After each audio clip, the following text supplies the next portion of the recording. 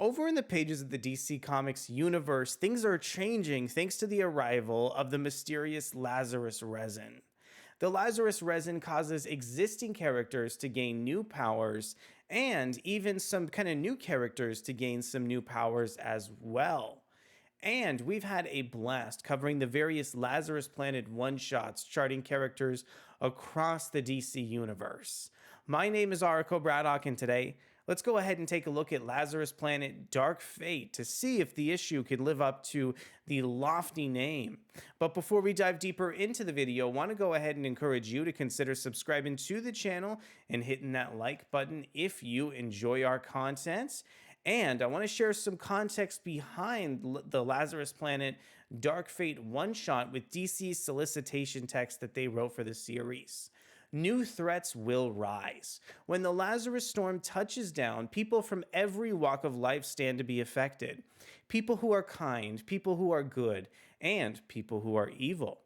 The epic issue will spotlight the many disastrous new villains created by the Lazarus events and the heroes who stand by to stop them from doing harm to others.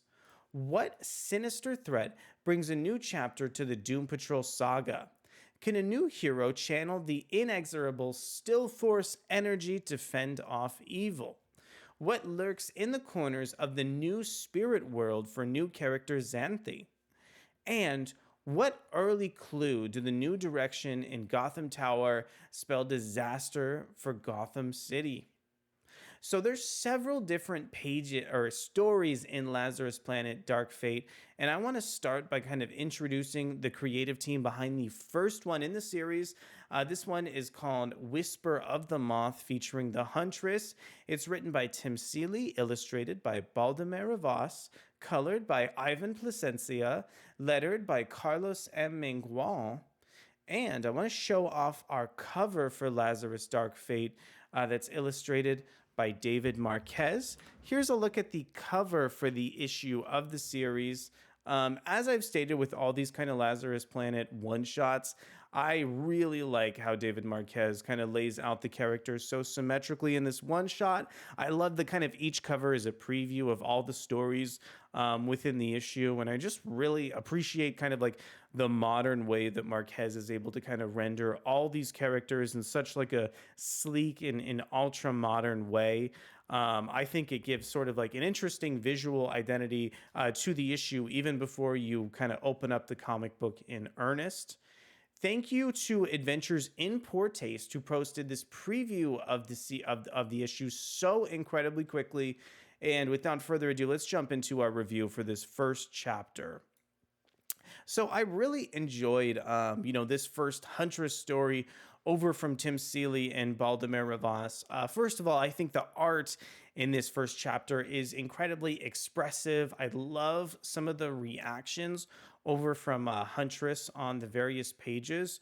And also, the fight scenes with the characters are just so well rendered by Rivas. I think there's kind of a great sense of movement on the page, and I can never quite tell where Rivas is going to put like the next panel either. So like every time I kind of go from one page to the next, I'm always excited to see how the layouts are going to look and how kind of expressive the characters are going to be. So I think kind of the art from Rivas is one of the best parts about this first chapter.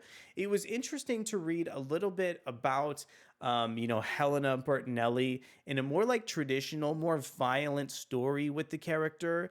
Over in the pages of Justice Society of America, we're seeing like a sort of different part of Helena and just getting kind of like a more traditional story with this character was actually a little bit of a breath of fresh air for me.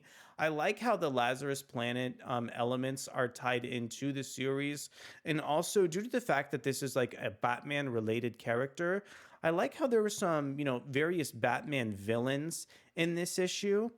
I would say if I had to give like some critiques about this story, I wish that there was more of a tease at what story DC is trying to set up in this issue towards the end of the tale. The last panel simply says, "To be continued, summer of 2023."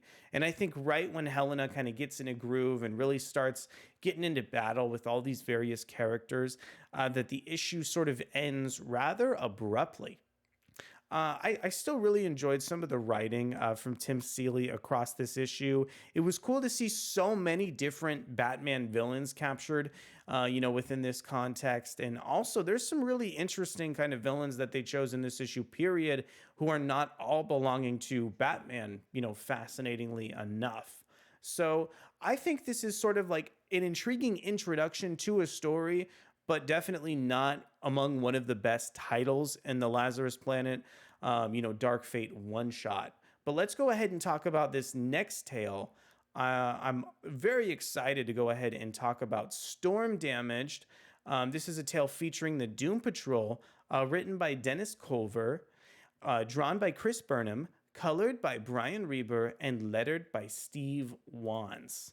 I want to go ahead and show you this article over from Newsarama in order to just preview the artwork a little bit and really enjoy like the way Chris Burnham draws all these characters over in Unstoppable Doom Patrol. It's so interesting to kind of read this first chapter of the series as it kind of introduces kind of like the new like status quo and dynamic between these characters.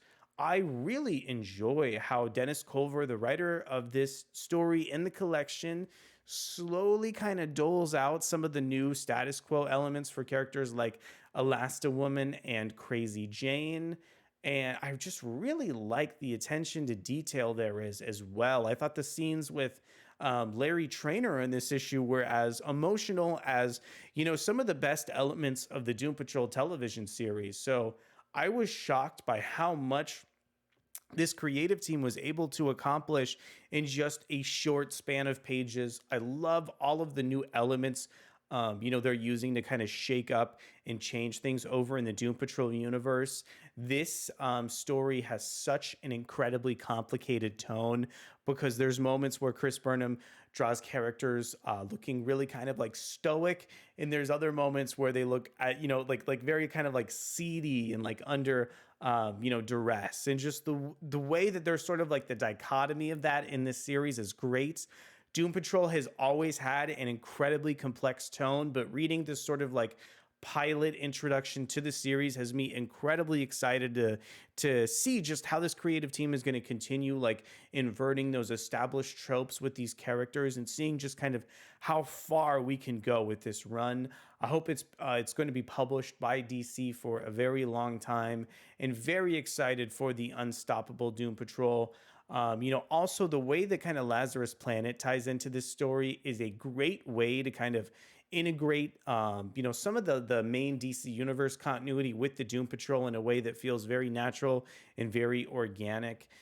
So I had very high hopes for this Doom Patrol story, and I think the creative team was able to perfectly, live up to what I was hoping for over in the pages of Storm Damaged.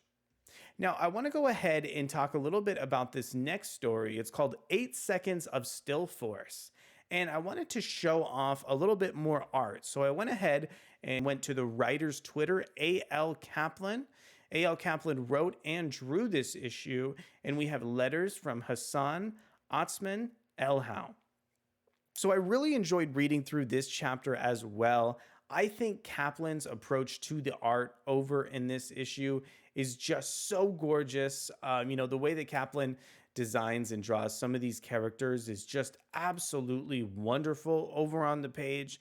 I love like how much emotion is on any given panel. I know we're taking a look at some of the other Twitter art, but if you just look at how these characters are expressing over in the top right of this artwork, I think you can really tell at how much emotion Kaplan is able to get from the characters on the page with just like a few lines in the issue. Also, this is housed with some really kind of cool exploration of the Avery Ho character. Again, I just love the fact that this Lazarus Planet story as a whole has given us the opportunity to check in with so many existing characters in the DC universe. Circuit Breaker's introduction in this issue was kind of fascinating, but I feel like we still need a lot more context in order to come to a definitive conclusion on this character. What I can say, though, is I really just enjoyed, some of the writing and artwork, from A.L. Kaplan across this title. I think the colors are just so kind of vivid and beautiful. The line is so unique and dynamic. I think probably a lot of people are looking for artwork like this from DC. So I really want them to continue kind of utilizing this creative team, utilizing these characters. I just think this brings out a different side of the DC universe.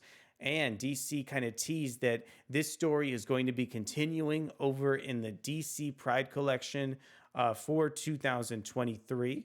So I will definitely keep an eye out and encourage you to kind of keep it locked to the channel as I continue to kind of cover more DC books featuring Circuit Breaker.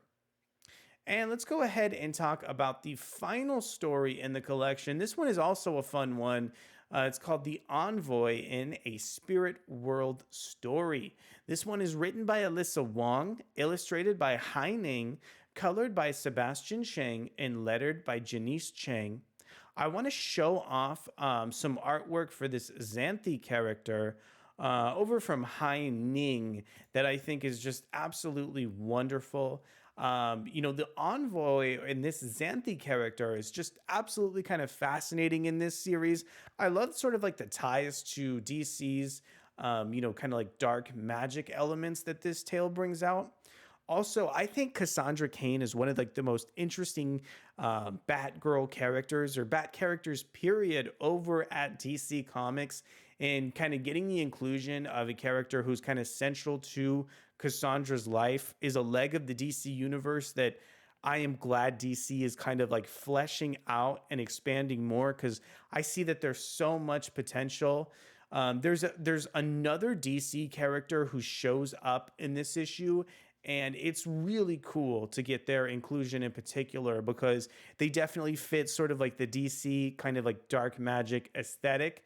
So getting, somebody else who's kind of more interwoven in the dark magic aesthetic to kind of play off of that is really intriguing.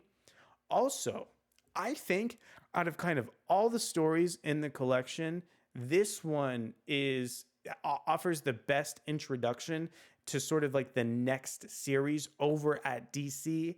On the final page of this, they kind of establish a plot beat and then introduce that the story is going to be continued in a book called Spirit World. And sort of out of all the titles in the collection, I think this is the most like clear and concise narrative arc that'll bridge me to, the next story. So those are kind of, my thoughts overall on sort of all those individual stories. I really like this last one in particular featuring the Envoy, and thought that there was just so much kind of interesting context behind Xanthe and some of Xanthe's abilities in the story, which I hope we continue to learn more and more about as the series progresses. So those are my thoughts over on Lazarus Planet Dark Fate. I think this was such an incredibly fun issue of the series. There were like some new characters, plus we got like one of our best looks at Doom Patrol yet, and a story that kind of may set up an intriguing plot beat over for, the Huntress, or what's next in sort of the Batman world. I want to know from you, what are some of your thoughts over on Lazarus Planet? Have you been enjoying Lazarus Planet? I've been a little bit disappointed, honestly, that I haven't seen more discourse around this event. I think this has been a super fun and intriguing way to expand and flesh out the DC universe. And I guess one thing that I want to go ahead and discuss more and even deeper maybe in the comments is if you have sort of any affinity for these newer generation characters, sort of like out of Xanthe and Circuit Breaker, who do you think has the most intriguing kind of backstory and future over at DC Comics? Well, thank you guys so much for coming to check out the video. We'll be back really soon with more excellent comic book content. Thank you so much, and we'll see you soon. Bye.